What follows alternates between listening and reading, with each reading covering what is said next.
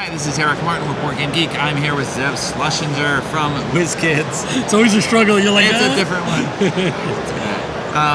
Looking at Deadline. Yes, Deadline. Adam West, Game Shack. And then, yep. And I know we have multiple cases in here. This is a deduction game, if I remember. In a way, yes. The overview of. Yeah, so 2 to 4 players. It's a cooperative game. It's a little reminiscent of the Sherlock Holmes Consulting Detective, but this is not a paragraph-driven game per se. It's mostly card play here. Everything's on the cards here, but there are some pieces of information that, of course, you have to read. Okay. So what you do is you're going to be, there are 12 cases, as we said in the game. You have a case book. It will give you the introduction to a particular case. So case file number 1, the wrong man, for example, and we pulled it out over here. It'll tell you the starting clues. So Buckminster's apartment, Tatler offices, and the Candle Cafe. So for example, we would find those things just to start with, as an example. And I won't spoil anything, so don't worry about it. Yes. So that's how you start. They tell you, hey, there was a murder. Go find out what's going on, and so on. So when it's we also play a detective with a once a game ability. There's 8 detectives. Here's a sampling of them. The chief detective here with the shield is going to say, all right, we want to start solving the case. Where do we want to go? Do we want to go to the victim's apartment? Do we want to go to the newspaper office? Do we want to go to where the murder happened, for example? Right. Like here, scene of the crime plus sandwiches. So let's say we go, hey, let's go to the scene of the crime. So you would take this, and what we're trying to do is we are trying to play cards that match these symbols here. Okay. So when you play a card, you're going to play it down, and every other card, good, perfect. And every other card that plays by other players has to overlap at least one square, but it has to be even. So, for example, this works because the gun can overlap the gun, and a blank is a wild, so it can cover up the whiskey. So that is a legal play.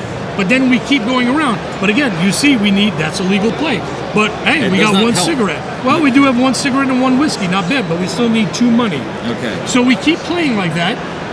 You don't have to get it in this order. You just have to have those 4 symbols available. But remember, you only got 1 action. So it's either play a card, use your detective ability, or if you notice, not all the cards, but some cards have these magical covers.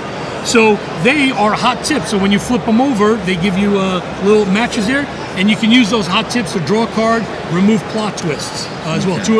3 remove 1 plot twist, 4 of those remove 2 plot twists. If you can't do anything, you have to drop out. When you drop out, you have to discard your hand, and you play a plot twist in front of you. And some of them can affect everyone, some can affect just you. So this one, Slip the Mickey. You must drop out if you have less than 3 cards in hand. So there are rules that will affect how you investigate this crime. Okay. But let's assume that we make it. If we make it, even if 1 or 2 people drop out, as long as there's people in it, it's still fine. But let's assume we finally get everything, we get these guys, then we're allowed to flip this, and it will give you information. And usually, it will be a paragraph giving you some information, and also it will call new clues into play. Okay. So you have to decide, you have to say, is that worth it? And then you go through the case, and then you find the clue in question, and you put it in the queue, and that could be something that's investigated later. And you can go wherever you want. You go wherever you want, absolutely. Each case is about 17 to 21 cards long. Okay. So let's assume you fail. We have these bullet tokens here. Every time you fail, meaning everybody drops out, you lose a bullet token. If you lose 3 bullet tokens and then still fail, every time you fail, you lose the highest numbered clue card. Okay. Excuse me. So you keep going until there are no more clues to investigate. Then you are asked questions. So we have the case questions, and you're going to read the questions here, and then you have the solution and a wrap-up. So it tells you the answers to the questions, and you get a report as to what happened and a little story afterwards. Okay. And you score based on how well you do. Exactly. How many questions, which questions you answer. Usually there's a number of critical questions and some bonus questions. So like if you answer everything, you're a master sleuth. If you answer just the critical questions, you have that. If you get it partially right, you're a little lower. And then you're a gumshoe when you answer 1 or 2 questions. I just got a sandwich. So I just got to say, exactly. That is a deadline. 2 to 4 players. Each case takes about 45 minutes to an hour. Okay. All right. And 12 cases in the box. 12 cases in the box. Correct. All right, thank you for the overview, Seth. Thank you. Awesome.